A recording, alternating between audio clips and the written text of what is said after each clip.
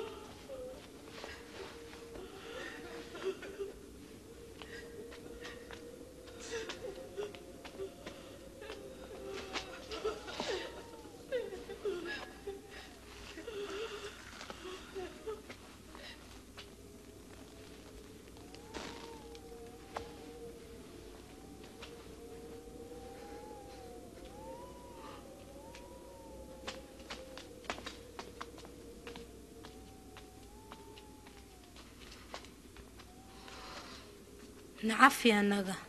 waxaanu raacayna jirka rabbigeega kulligiin soo dhawaada laakiin kaalaya sabtidii ayaa ina soo haysa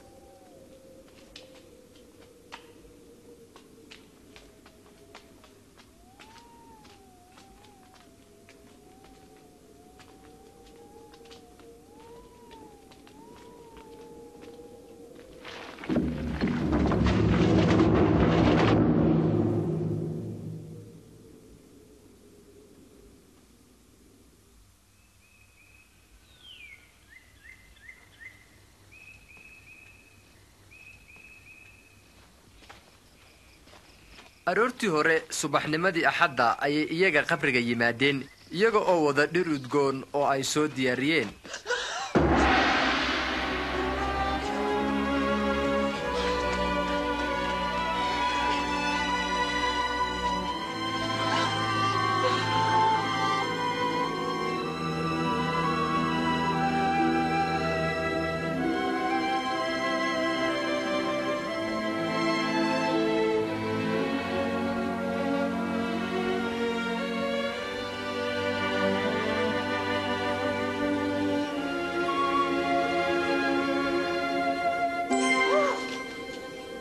idinku maxaad ka nool ugu dhex doonaysaan kuwa dhintay halkan ma joogo laakiin waa la sarakiciyay xusuusta waxa uu isagu idinku yiri markii uu Galiiley dhex joogay wiilka aadanuhu waxa loo gacan gelin doonaa niman xun oo isku talaabta lagu qadbi doonaa oo maalinta saddexaad ayaa la sarakicin doonaa